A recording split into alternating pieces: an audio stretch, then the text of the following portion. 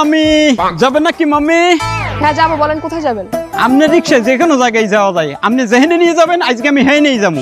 এই নিয়ে ফাইজলামি করেন নাকি? আগে বলেন কোথায় যাবেন। আজকে আপনারা দেখে আমার ফিলিংস অন্যরকম হয়ে গেছে। আপনি যেখানে নেবেন আজকে আমি সেই এনে যাবো, কোনো কথা নাই। আচ্ছা ঠিক আছে, ওঠেন।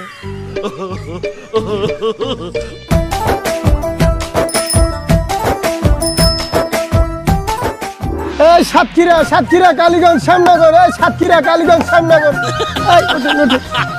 এই সাতক্ষীরা কালীগঞ্জ, আসেন আসেন। সাতক্ষীরা কালীগঞ্জ, সাতক্ষীরা কালীগঞ্জ। ভাই গায়ে দেন কেন? আরে ভাই কি সমস্যা? আমার শরীর আমার সিদ্ধান্ত, আপনি গায়ে দেন কি? সুন্দর ছেলে দেখলেই গায়ে দিতে ইচ্ছে করে। দূর মিয়া যাবোই না আপনার গায়ে। আরে তুমি সাতক্ষীরা কালীগঞ্জ শ্যামনগর, সাতক্ষীরা সাতক্ষীরা। আরে কি এমন হয়েছিল দেশে যে পুরুষের সকল কাজ এখন নারীরা করছে? চলুন দেখে আসি আসল কাহিনী। সারা দেশে চলছে নারীদের বুলডোজার আন্দোলন। তারা পুরুষের অধিকারকে গুড়িয়ে দিয়ে নিজেরাই অর্জন করে নিতে চায় পুরুষত্ব।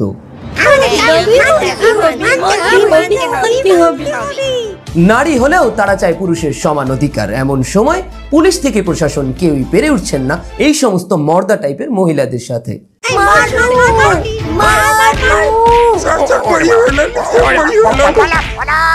নানান রকম খাস বাংলার মুখ খারাপ এবং পাশাপাশি নিজেদের মধ্যে চুল টানাটানির মাধ্যমে তারা তাদের কর্মসূচিকে এগিয়ে নিয়ে যাচ্ছে।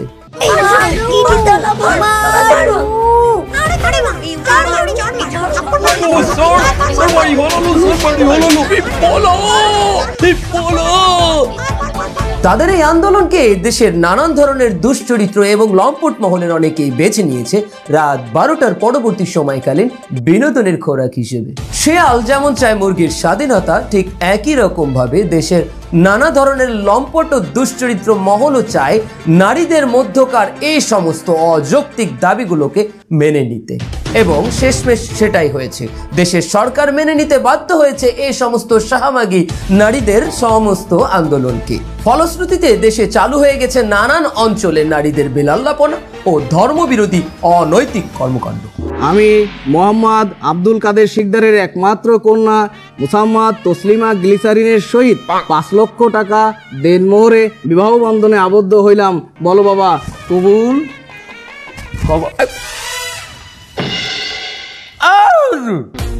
আপনি খালি মাইয়ের কাবিনের কথাই উল্লেখ করলেন, হ্যাঁ পোলার কাবিনের কথাটা উল্লেখ করবেন না?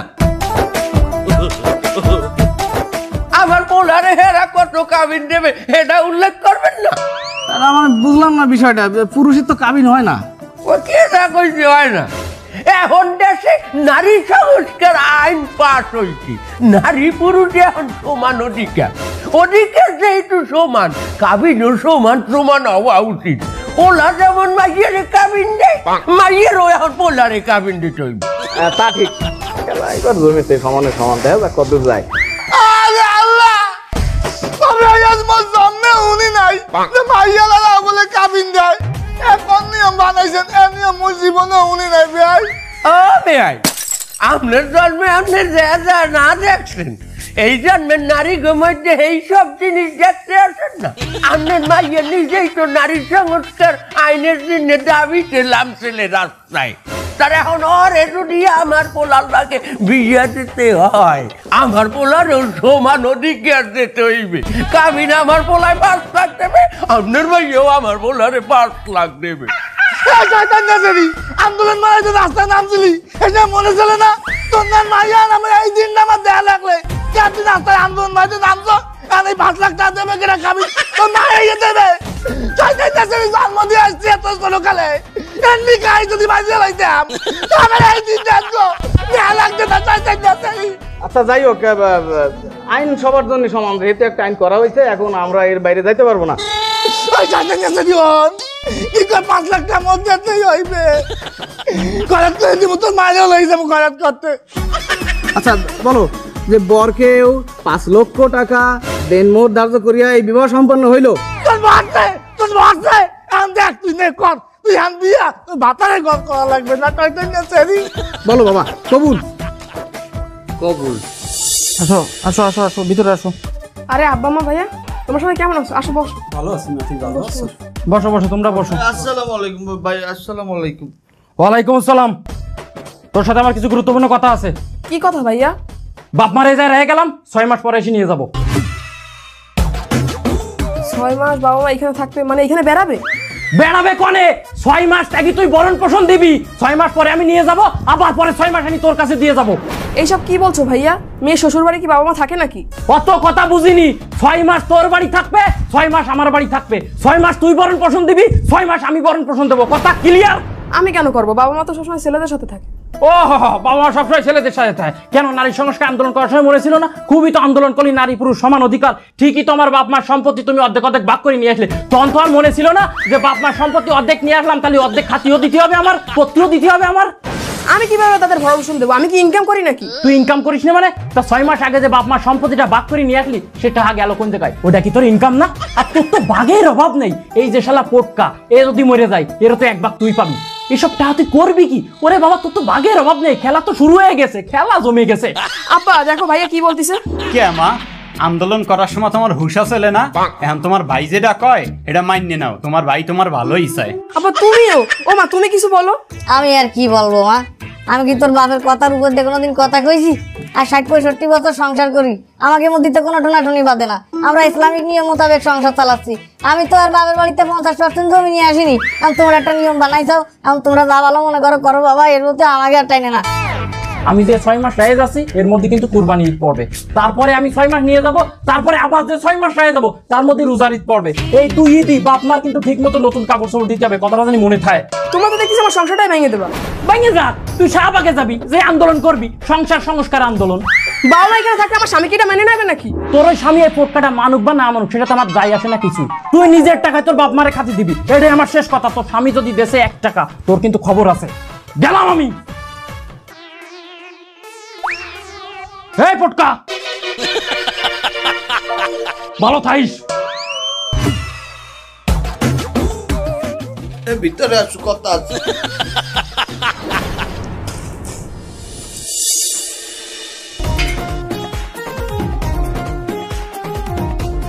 চলো।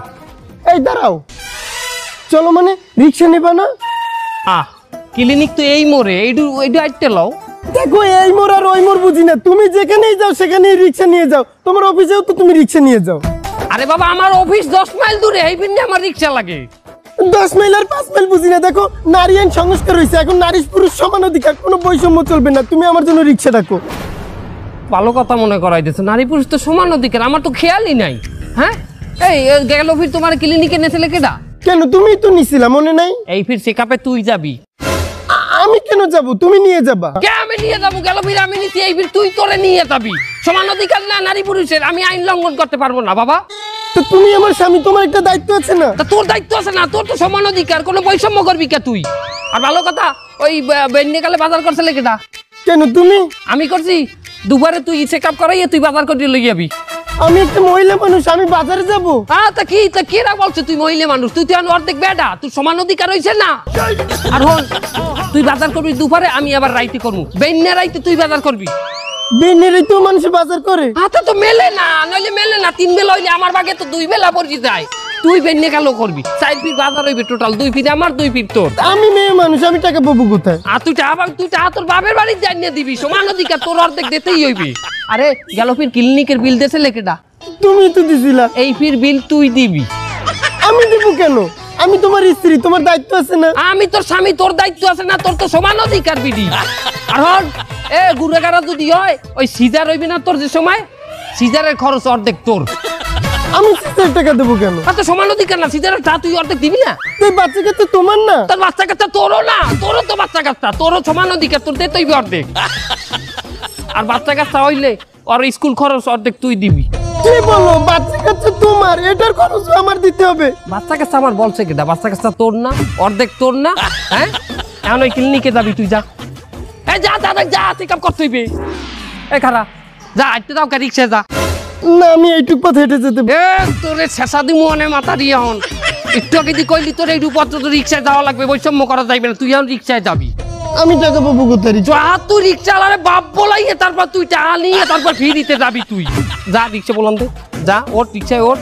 এই খালি এই শোনো না, আমার আজ একটু গরুর গোশত এনে খাওয়াবা? আচ্ছা রো, তুমি কার অনুমতি নিয়ে আমার হাত ধরছো? মানে তুমি জানো না নতুন আইন হয়েছে, শরীর আমার সিদ্ধান্ত আমার, আমার অনুমতি ছাড়া কেউ আমার হাত ধরতে পারবে না।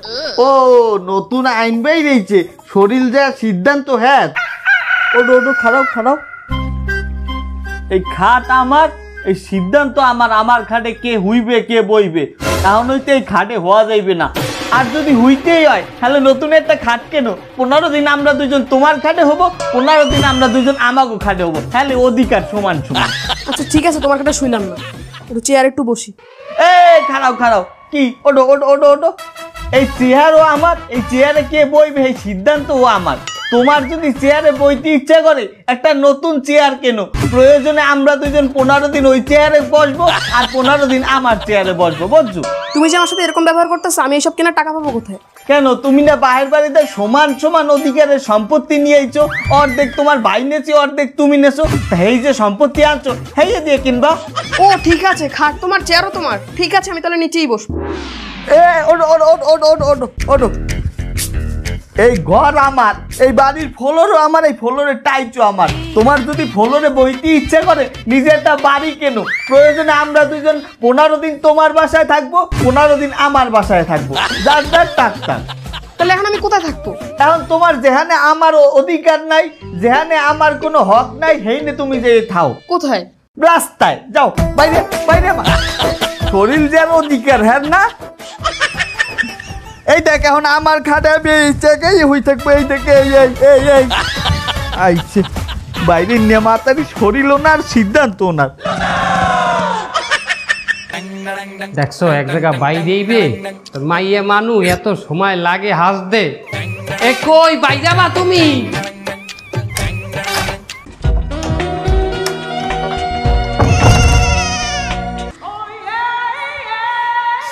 চলো। নাউযুবিল্লাহ, তুমি এই রকমের যাবা কেন? এটা একটা মডার্ন ড্রেস, কি সমস্যা? তুমি এই বেলে ল্যাংদা বাইরে আমার লোক, আমি একটা মুসলমানের সন্তান। হ্যাঁ আমি এভাবেই যাব। বেটারা চাই থাকবে তোমার দিকে, তোমার একটা শালীনতা আছে না? যাও ড্রেস পাল্টে গেছো, যাও।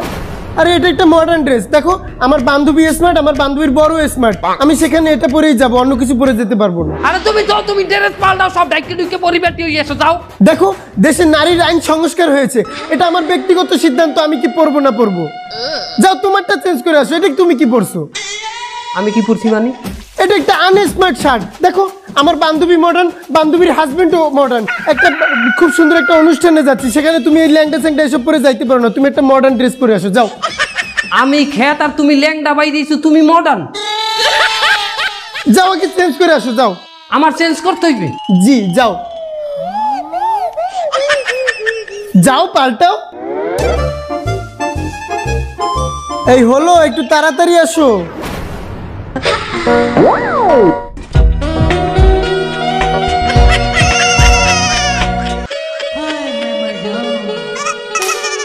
এই এটা তুমি কেমন, তুমি কি পড়ছো এটা? ও ও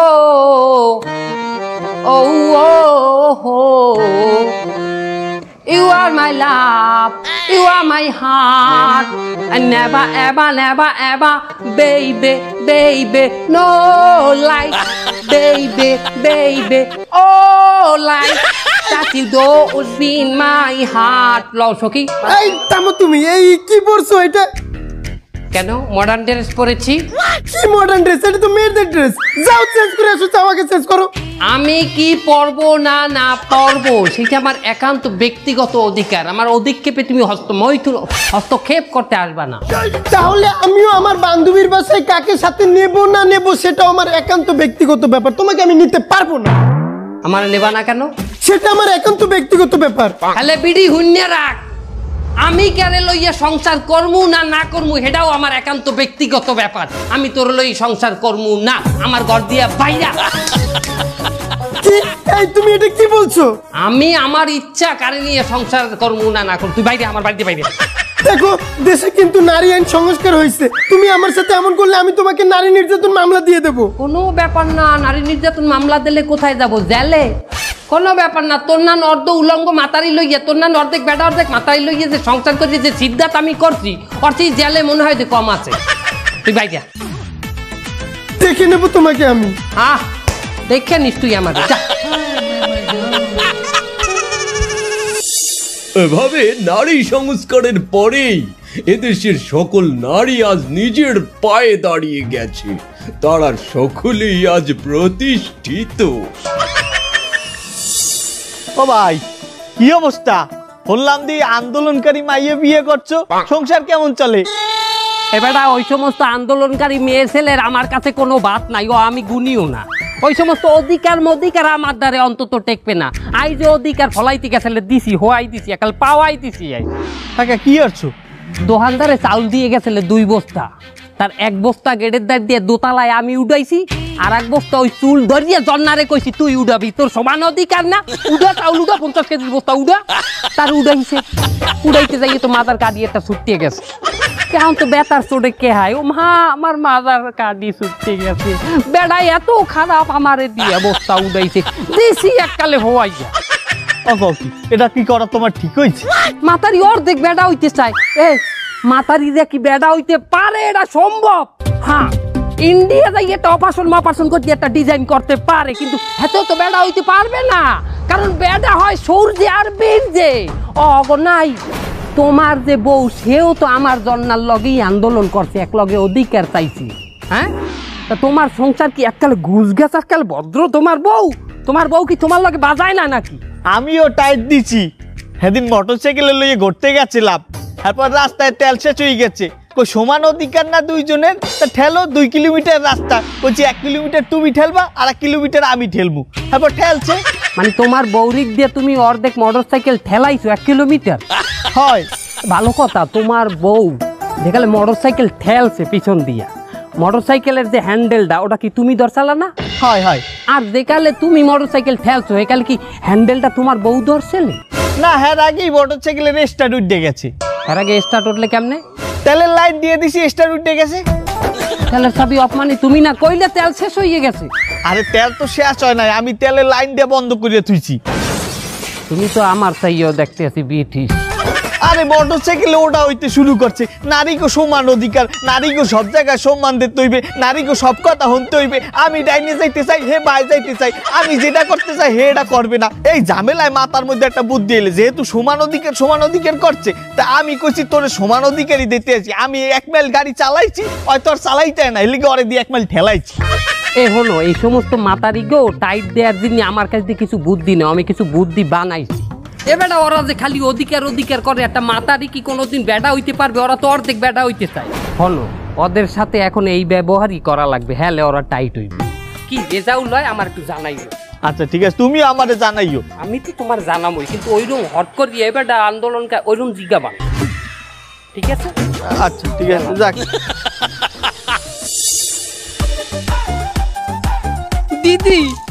দিদি আমার সেই হারামজাদা স্বামীটা আমাকে ঘর থেকে বের করে দিয়েছে। কি বলিস, তোকেও বের করে দিয়েছে? হ্যাঁ, আমারও তো ঝগড়া হয়েছে, আমিও বের হয়ে আসছি, আর শুনেছি আমাকে নাকি ছেড়ে দেবে বলছে। দিদি আমাদেরও ঘর থেকে বের করে দিয়েছে। তোদেরও? বুঝতে পারছি, আজকের এই অবস্থার জন্য আমরা নিজেরাই দায়ী। সমাজে নারীর অধিকার নিয়ে আমরা এত বেশি মাতামাতি, এত বেশি লাফালাফি করছি যে সমাজে নারীর যে সম্মান সেটা আমরা নিজেরাই নষ্ট করছি।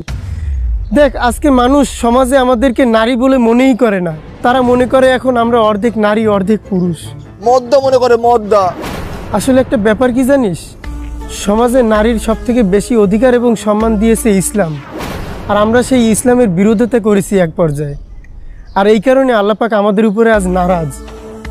না হয় দেখ আমাদের আজকে এই পরিস্থিতি।